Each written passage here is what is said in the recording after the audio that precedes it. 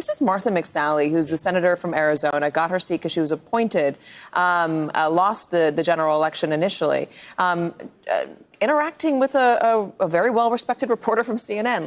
Let's watch.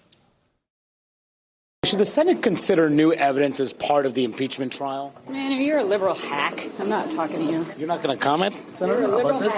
I mean, I think that was a pretty fair question. I think most people think that. Since she said that, Trump War Room has tweeted it out and told people where to donate for her campaign. So I just wonder, is this how this is being viewed for some senators, as an opportunity to go after the press in order to fundraise? Well, look at the political significance of that, because when we keep talking about, are there Republicans in the Senate who might join with Democrats, vote for witnesses, might join with Democrats? McSally was talked about because she's in Arizona. McSally is from a swing state, yeah, and she's up for election this year, and she's got a Democratic opponent who's already raising tons of cash. A ton of money. And the fact that before this trial really even begins, she went out of her way to make that kind of a public statement. The Trump team, as you said, immediately jumped on it. I think it speaks politically to an instinct there to align herself. So I think you take her off the list almost when it comes to the idea. But also the others who are in the same position, Cory Gardner, Colorado, Susan Collins, Maine. I'm not saying they're going to start doing what Martha McSally did today, but if she's making that political calculation in the swing state of Arizona,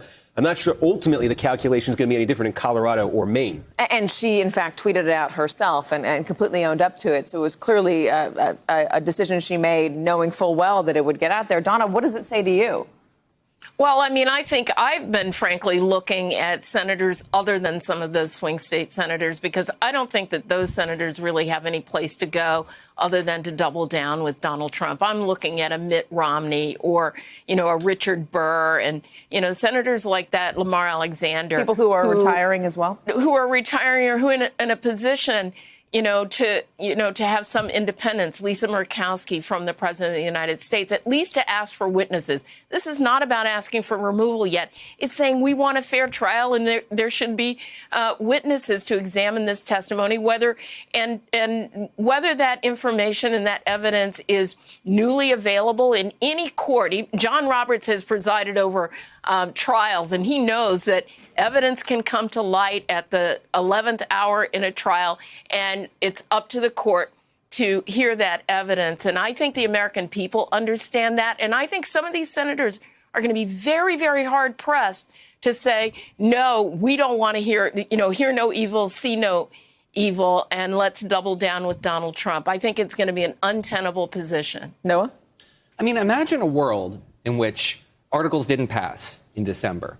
And the last month has been very impactful, the case of impeachment. This month would have consisted of fire requests that released emails from OMB officials pinning this on Donald Trump. The GAO finding that the president violated the law and that this wasn't necessarily policy, that this was outside the normal course of events.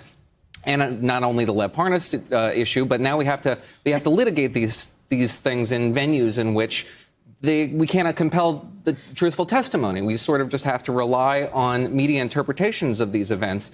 And Democrats have sacrificed the control of this procedure to Republicans who are disinclined to litigate it. Now, Republicans have to face the exact same political hurdles that Democrats did. If they are seen to rush this, as Democrats almost certainly have, just based on their attempts to slow this process down, or if they're seen to rush to acquit, they will face a political backlash, as Democrats are experiencing. You think from their Republican voters? No, not from the Republican voters. But from more the moderate or the independent voters. Look, people really do disagree on whether or not this means that the president should be ejected from office. But there's very little disagreement as to whether or not the president conducted himself in a manner that is unbefitting of the office and generally wrong. Polls suggest that even Republicans, plurality of Republicans, believe that.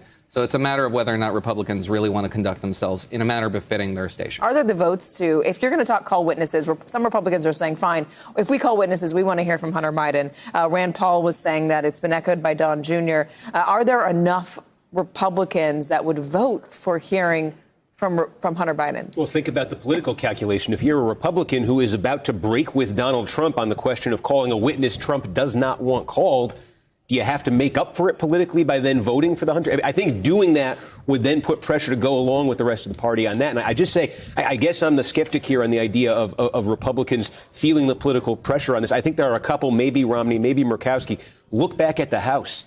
the vote in the House of Representatives where there were moderates, there were Republicans not running for re-election, Republicans going off into retirement, to open the inquiry. I'm not talking about the impeachment vote, to open the inquiry. They wouldn't vote for that. They wouldn't vote for the impeachment. Look in what December. happened with Rooney. When Rooney suggested he was open to it, he got slammed by Republicans and by the president, and then ultimately voted no, not to open the inquiry. And look at the history in the last couple of years of Republicans who have tried to thread that needle and be a little bit critical of Trump. They're out of office. Yeah, Flake and Corker. Both sides hated them. Democrats said, you're doing that, but you're not doing this. You're not doing enough. Republicans said, you're doing that. You're doing way too much. Mark Sanford in South Carolina.